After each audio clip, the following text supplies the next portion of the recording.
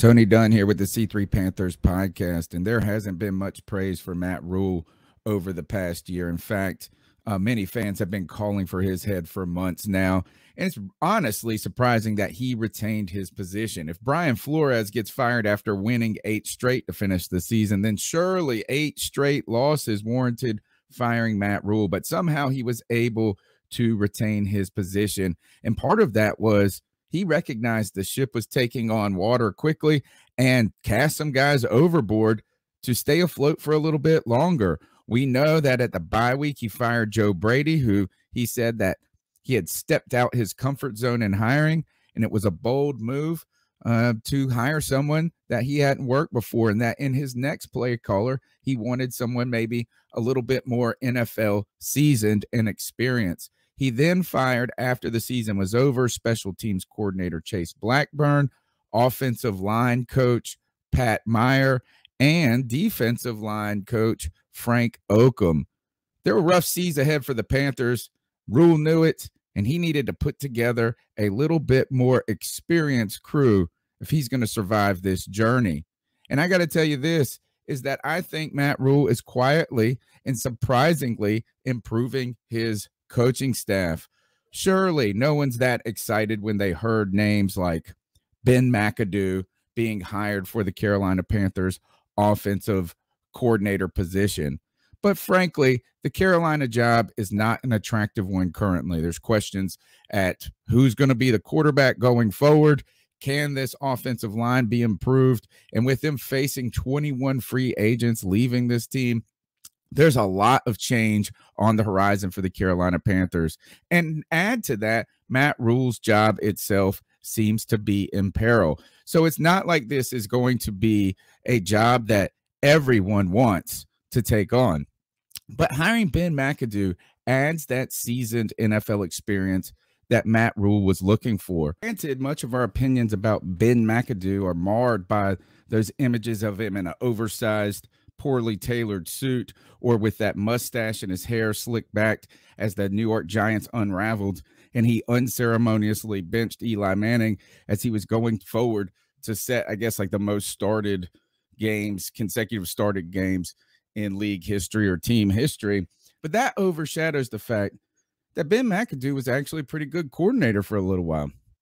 Ben McAdoo inherited a New York Giants offense that was struggling in the passing attack, ranked at 28th, and quickly worked on Eli Manning's mechanics, his footwork, and was able to improve to 16th ranked passing offense the next year and to the top 6 passing ranked offense the following year in 2015.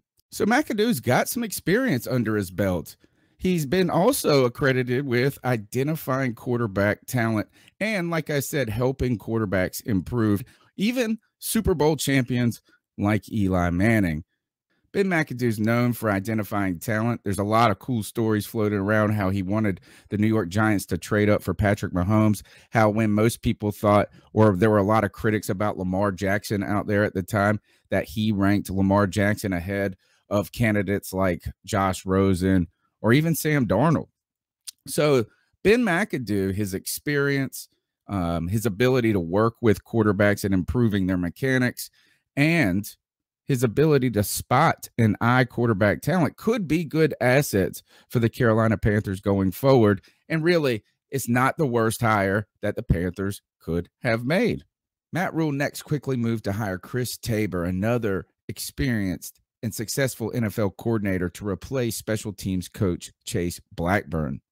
Tabor spent the last 4 years in Chicago coaching what has been arguably their most successful and improved unit overall. For the past 4 years, Chicago has sent a special teams player to the Pro Bowl each season. Tabor had more experience coming before he came to Chicago. He spent 7 seasons in Cleveland, surviving multiple coaching regimes. Tabor is the exact type of guy that Matt Rhule is looking for: successful, experienced, and proven. Rhule courted Tabor with a 3-year deal to Carolina. It seems like those benefits, those afterlife benefits, warrant the risky journey ahead in Carolina. The Bears' special teams last year finished 9th in Rick Gosselin's special teams ranking, and Tabor has coached 3 Pro Bowl returners during his stint with the Bears: Cordero Patterson, Tariq Cohen, and most recently, Jakeem Grant. Rhule's starting to add what the Carolina Panthers staff was so desperately lacking, and that is coaching experience. Right now, I know that many are not going to be excited by the Ben McAdoo hire, and the Chris Tabor hire can only be so impressive or so uplifting given some of the challenge facing this team. But Matt Rhule was facing an uphill task, an uphill battle, trying to get guys to come and join his staff in what most likely will be his final year as the Carolina Panthers head coach. So Ben McAdoo and Chris Tabor are both good hires and good additions to this staff, and I would say, frankly, surprisingly good. I want to hear about what you guys think about these coaching additions. If Matt Rhule is improving this staff as much as he can, as much as needed, and where do you see the Panthers going forward? Jump in the comments, smash the thumbs up button, be a part of the C3 Panthers podcast community.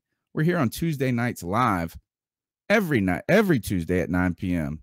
Till then, keep pounding.